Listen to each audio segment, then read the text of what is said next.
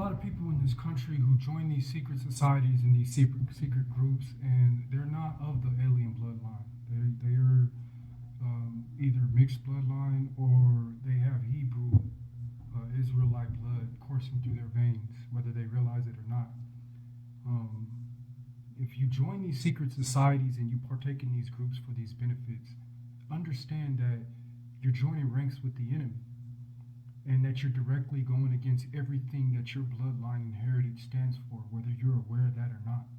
That means, brothers and sisters, that not only are you selling your soul, but you're selling your soul to the enemy for illusions. God's holy word, such as what can be found in Genesis 3:15 and books such as the Book of Enoch, which give chilling details to the revelations and the reality of what this world is and what we're contending with. Even in the teachings of our Savior and Lord and the Spirit of Christ, does Jesus give mention of the Pharisees in Matthew 23:33, where he refers to them as the sons of the devil. Some of these secret societies and secret groups in America claim to have moral good standing and agendas and directions that are just. And this is all part of the deception. And this is woven into the belief structure, the agenda, and the direction that they give the members of these councils when they take these secret councils. So it's always under the guise that the members of this council are operating under the illumination, so to speak, or doing what's best for the collective. And these people of these secret societies that take these secret councils involve themselves in activities that you might question their moral compass, especially if they're groups that are under the guise of being for the good of the collective or the greater good, so on and so forth. Some of the activities that they might partake in might make the average person question, is that really what you're about? Might come off, a lot of the stuff might come off strange or abnormal, ritualistic, things of this nature. And that's because these people are pulling on energy and they really know what they're doing, and they're under the direction from more knowledgeable, wiser power. I think that it's expected and there's pressure to do certain ritualistic things, to involve themselves in certain gang stalking or targeting activities in the community. It's expected of them to be a part of the group. And of course, all of this is to be kept secret until they die. These are oaths that they have to take in order to even join these groups. And so these groups have hierarchies of such. And, there's higher ranking members of the groups. My question to these members of these groups that join these groups, and, there's all kinds of avenues to join these groups, and I'm not saying you're wrong or right. Secret societies have been in existence in America since inception. But, there's all kinds of avenues to how people end up in these groups, but the activities that you're involving yourself in and not questioning as an individual, is this a right or wrong thing, just going under the guise of the group, you have to see the toxicity in that, especially if there's higher ranking members in the group that might take counsel with other groups and even with groups of opposing ideas from the group that you belong to. So you have to be careful. You don't know what's going on. There's literally thousands of secret societies in America. Like, there's all kinds. There's some for in school, collegiate. There's some that are non-collegiate. In fact, it seems like there might be a secret society for every different subculture or sect of society. And, it's who knows who's taking secret counsel with who for sure. That's the point that I'm trying to make.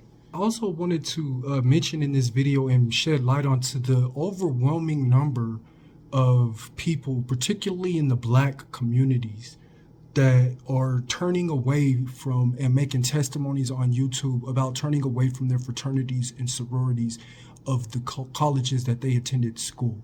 It's like overwhelming. men and women, fraternities and sororities all over YouTube telling their testimonial about how they're coming to the realization that their fraternity or sorority is actually evil. And X, Y, and Z is how they figured this out over so many years. And a lot of them have testimonials that they almost talk about almost being brainwashed. And you got to pay attention to this kind of stuff, man. I do. Consider the pyramid. Look how the pyramid is constructed. I mean, it basically tells on itself. So when you look at the pyramid and the way that it's constructed, it almost seems like the lower value groups at the bottom serve as the foundation and support for the high value groups at the top, which get to see. And that's why the all-seeing eye is placed at the top of the pyramid. Without the groups on the bottom, the groups on the top wouldn't be able to see. So the groups on the top really need the groups on the bottom to function the way that they function. What is the difference between the groups on the top, or the group on the top, and the groups on the bottom? What separates them? If I had to guess, I'd have to say wisdom and knowledge. The sheer numbers on the bottom automatically give the groups on the bottom the advantage.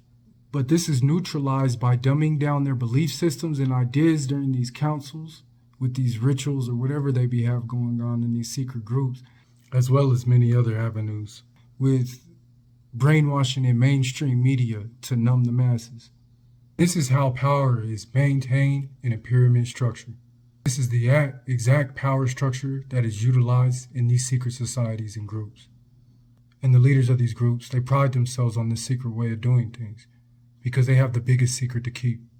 Me personally, if I'm a part of these secret groups and societies taking these secret councils and doing all of these manipulations in society and taking part of all these rituals, doing all of this stuff for this group, my question is, how do I know when I know all the secrets? When have I reached the end of this thing? That's why, to me, when I think about this subject and I think about the people who take part in these groups that aren't necessarily a part of these fallen angel Nephilim bloodline, I see you as nothing more than puppets. And oftentimes these people, they don't even understand the scope of their own actions, of what they're doing in these secret groups and for these secret groups, or who they're taking orders from for real. I personally feel the day is fast approaching that too many people in society are going to be woke for these secret groups and orchestrate and execute these secret agendas in society that are playing with, toying with, and manipulating people's lives who have no clue, no wherewithal about what's truly going on. Quite honestly, I speak on this subject from experience. I've been gang stalked and targeted before, and I've had some strange events happen in my life within the past 4 or 5 years that I can honestly say kind of give support and evidence to stuff like this being real. So, and in my particular case, the group that was after me or whatever they were doing had members of the law on their side, which added to the craziness of the whole situation. You could be put into situations in your life where you feel like you're crazy or you're being messed with, and you know you are. And, you know, there's really not much you can do to prove it otherwise, because it's hard to, you know, prove what you're trying to convey to people. Like, the goal is to either make you go crazy or do something stupid. It's rarely to ever just kill you, because somebody would have to answer to that for that body. And these people that were targeted and gang stalking me didn't personally know me, I assure you, or if they did, they knew very little about me. Yet they all took part in trying to make my life a living hell. And I know God knows the truth. I went through my trauma with this, and I've gotten to the point to where now I'm okay to talk about it, and I almost feel like I should to finish, you know, closing that chapter. You know, it seemed like the goal was to have me institutionalized in some prison or go into the crazy house, who knows. And even to this point, there hasn't been proper justice for everything that happened. It's because I have a strong suspicion that I'm not the only person in this country that's gone through something like this. And it's very traumatic to go through something, not being able to really reach out for help, not being able to really clearly explain what's going on. It's crazy, the experience that I went through, and anybody who's gone through anything similar, like, my heart goes out to you. I encourage you to get your testimony out there, because it's no joke. Although there hasn't been proper justice, especially with the crooked cops that were involved, I'm kind of just being happy with the fact that I've escaped with my life, and being very grateful towards God for that.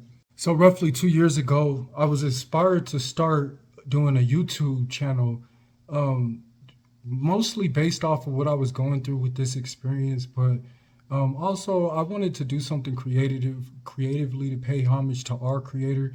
I'm very grateful towards God for everything that he's brought me through. You can go check out my old videos when I first started doing these YouTube videos, and see my journey in doing YouTube. Like, I started the videos real raw in my car. A lot of the videos were, I've been homeless, still am technically speaking, and still doing these videos, still keep going. I'm also very blessed, and my journey is a very unique one, but I also know that it has um, an imprint for the proof that God is real all over my life, and I'm very grateful for the life that I led. I took my experiences and the people who